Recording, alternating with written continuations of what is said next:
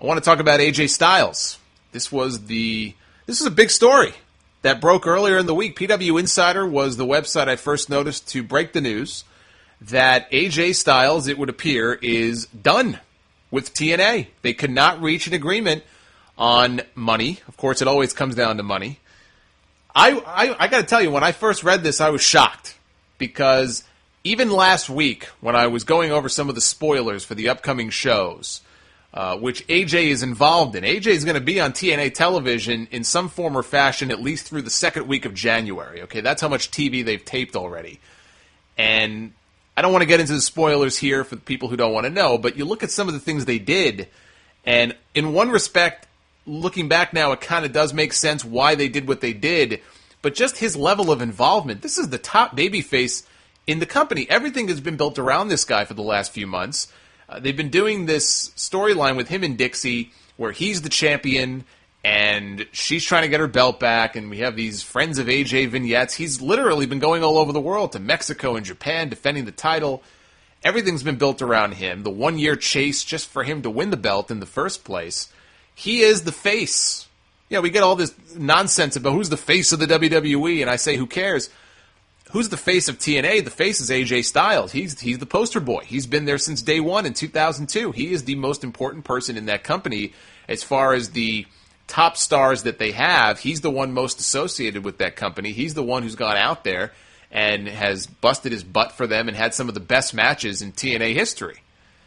And for a company that spends so much money and time and effort on guys like Hogan and Flair and Sting and Kurt and everybody else, and Kurt Angle deserves credit because Kurt Angle also has gone out there, and I think Kurt's been maybe the one ex-WWE guy who has done the most for that company. He's now spent more time, Kurt Angle has, in TNA than he ever did with WWE. Some people may not realize that. He has broken his body every bit as much for them as he ever did for Vince McMahon. And he deserves a lot of credit, but I look at these other guys and the money they were probably paid and the attention that was paid to them, and now it comes time for them to pony up, and AJ wants more money. I can understand that. Now, is he asking for a ridiculous amount of money? That I don't know. That would just be speculation. Based on what PW Insider and other reputable sources have said, he rightfully wanted a raise over what he was making now. How much of a raise? I don't know. What TNA was offering was less. And then there were reports that they were offering the same amount. But if they're offering less, from a pride perspective, even if this guy's not going to go to WWE, it's like any other job. I mean, it would be hard to accept that kind of thing and just be like, okay, I guess I'm just going to make less. This guy's been there for over, 10 years now. And if anybody deserves it, it's AJ Styles. And the fact they're not willing or able to pay this guy to keep him, and he's probably as good as gone, it just goes to the heart of what Dixie's been talking about in some of these recent, everything's fine, we're cash flow positive, and trying to paint the rosy picture of TNA. If they let AJ Styles go, that's all the proof you need. What more evidence do you need that this company is having money problems? The one guy they could not afford to lose, it looks like he's as good as gone.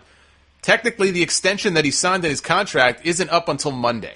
So there is still time for them to reach an agreement, for AJ to blink in this game of chicken and say, okay, I'll sign. Unless that happens, as of Tuesday, the 17th, he's free and clear to go where he wants to and do whatever he wants. And I don't think that includes WWE. I personally just don't see them rushing out to sign this guy. If I'm them, I would. But that's not how they do things now. And this is one of the things that sucks about there not being a WCW anymore. As much as WCW sucked at the end and probably deserved to die, it sucks that we don't have that one other big wrestling company that at least makes Vince McMahon sweat. Not even necessarily makes him scared, keeps him up at night, but makes him sweat. TNA doesn't make him sweat. And they'll never make him sweat, no matter what happens. It's just not going to happen.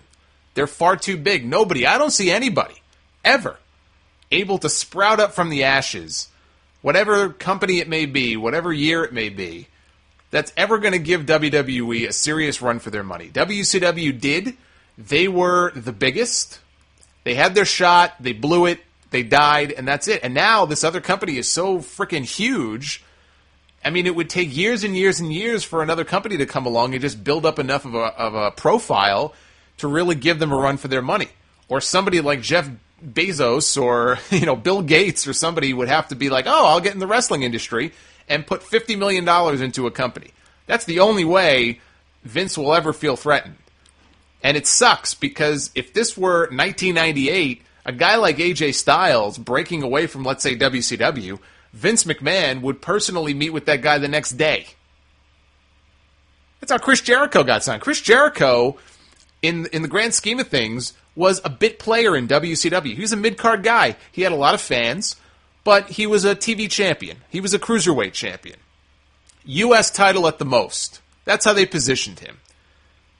But Vince heard the cries of the fans to sign this guy, and I remember Vince McMahon went to Oxford. I remember this. He went to Oxford to speak to the students there, and there was at least one student who asked him, and you could check the timeline on this. I don't remember exactly when he went to Oxford. This had to have been sometime within the first 6 months of 1999. And they asked him, are you going to sign Chris Jericho? When are you going to sign Chris Jericho? And Vince responded to that person and said, hey, I'm working on it. So Vince was in the trenches. He was working. I mean, this is a mid-card guy. But he heard the fans. He knew that this guy had a following. He was popular. He was talented. He did what he had to do. He got him signed. Jericho had this great debut. Now, how they treated him after that is a matter of question. He went from a verbal duel on Raw with The Rock to feuding with Chyna and losing to a woman on pay-per-view. But in the end, things worked out well for him. But that was 15 years ago. And if that were AJ Styles, he'd make this grand debut. He'd be on Raw within a few weeks, probably in a verbal segment with CM Punk or John Cena. But those days are done. Those days are over. And that's a big part of what made wrestling fun and exciting, and it sucks. So it's really a shame. And a guy like AJ Styles, he's a talented guy. He's already 36 years old. He's not getting any younger. If I'm WWE, I make a play for him. I don't send him to NXT. It'd be nice for them to sign him, meet with him, and come up with a plan to debut him, even before WrestleMania in the next few months. And maybe AJ Styles can have a big match on the WrestleMania card. I mean, I know it sounds ridiculous. Why would they do this to with a TNA guy? Forget the fact that AJ was a TNA guy. He's a talented wrestler, and he's got a fan following. But do I see that happening? No, I don't. So he may be perfectly content to just go do his thing. He's got a speaking tour he's going to be doing. That's the new thing in wrestling. Everybody now has a speaking tour. Everybody has a speaking tour, a podcast, and a GoFundMe or a Kickstarter or whatever. These are the new fashionable things, I guess, if you are in pro wrestling or if you're an ex-pro wrestler. But he's got a book coming out, so he'll be going on a book tour. He'll keep himself busy. Maybe he'll work New Japan. I mean, who knows?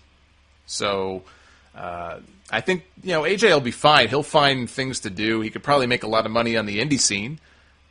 Maybe go back to Ring of Honor. But if I'm WWE, I snatch this guy up, and I laugh in Dixie Carter's face and say, how could you let this guy go? The face of your company, and you let him go. You let him walk away. And yet a guy like Sting, and I like Sting, but the question now is Sting going to re-sign? And by all accounts, Sting is probably staying with TNA. If they haven't already, they're going to offer him a new deal, probably for another year, and they're going to keep him on.